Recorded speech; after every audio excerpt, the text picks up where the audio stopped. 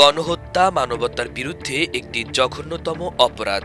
আন্তর্জাতিক আইন ও অনেক দেশের অভ্যন্তরীণ আইনে গণহত্যাকে সর্বোচ্চ পর্যায়ের অপরাধ হিসেবে বিবেচনা করা হয়, যার জন্য মৃত্যুদণ্ড বা যাবজ্জীবন কারাদণ্ডের মতো কঠোর শাস্তির বিধান রয়েছে। ইতিহাসে বেশ কয়েকজন স্বৈরশাসক ও সরকার প্রধান গণহত্যা ও মানবতা বিরোধী অপরাধে অভিযুক্ত হয়ে বিচারের মুখোমুখি হয়েছেন। তাদের মধ্যে বেশ কয়েকজন মৃত্যুদণ্ডে দণ্ডিত হয়েছেন। গতকাল সোমবার মানবতা বিরোধী অপরাধে সর্বশেষ দণ্ডপ্রাপ্ত হন বাংলাদেশের ক্ষমতাচ্যুত প্রধানমন্ত্রী শেখ হাসিনা। এর মধ্য দিয়ে তিনি ইরাকের প্রেসিডেন্ট সাদ্দাম হোসেন, সার্বিয়ার স্বৈরাচারী ও কর্তৃত্ববাদী সাবেক প্রেসিডেন্ট স্লোবোদান মিলোসেভিচ, বসনিয়া ও হার্জেগোভিনার রাদোভান কাদারজিক এবং ডেমোক্রেটিক রিপাবলিকান অব কঙ্গোর জোসেফ কাবিলার পাশে নিজের নাম লিখিয়েছেন। এই রায়ের মধ্য দিয়ে ২৩০ বছর পর কোনো নারী সরকার প্রধান মৃত্যুদণ্ডে দণ্ডিত হলেন। এর আগে ফ্রান্সের সম্রাট ষোড়শ লুইয়ের স্ত্রী মারি অ্যান্তনি মৃত্যুদণ্ডে দণ্ডিত হন। ১৭৯৩ সালের ১৬ অক্টোবর শিরচ্ছেদের মাধ্যমে অ্যান্তনির মৃত্যুদণ্ড কার্যকর করা হয়। এর আগে একই বছরের ১৯ জানুয়ারি ফরাসি বিপ্লবে অ্যান্তনির স্বামী রাজা ষোড়শ লুইকেও গিলোটিনে মৃত্যুদণ্ড কার্যকর করা হয়। মারি অ্যান্তনি ছাড়াও মৃত্যুদণ্ডে দণ্ডিত হন ইংল্যান্ডের রানী অ্যান বলিন। তিনি ছিলেন রাজা অষ্টম হেনরির দ্বিতীয় স্ত্রী।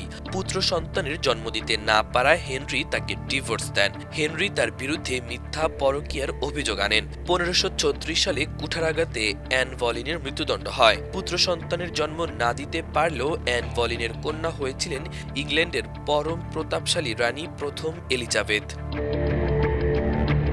গণহত্যার দায়ে সরকারের সর্বোচ্চ পদধারী ব্যক্তির বিরুদ্ধে আন্তর্জাতিক অপরাধ ট্রাইব্যুনালে বাংলাদেশের ইতিহাসে এটি প্রথম বিচারের রায়। এ রায়ে শেখ হাসিনা ছাড়াও সাবেক স্বরাষ্ট্রমন্ত্রী আসাদুজ্জামান খান কামাল মৃত্যুদণ্ডে দণ্ডিত হয়েছেন। অপর আসামি সাবেক আইজিপি চৌধুরী আবদুল্লাহ আল মামুন রাজসাক্ষী হওয়ায় লঘুদণ্ড হিসেবে তাকে ৫ বছরের কারাদণ্ড দেওয়া হয়েছে।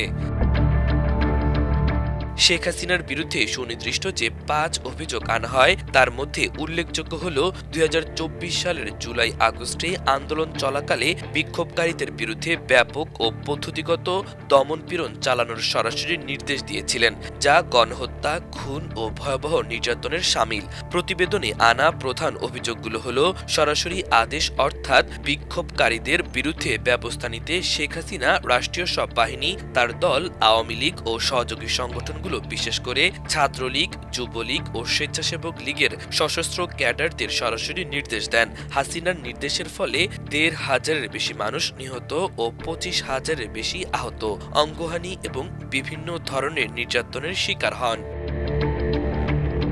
মাল্টিমিডিয়া ডেস্ক, আমার দেশ।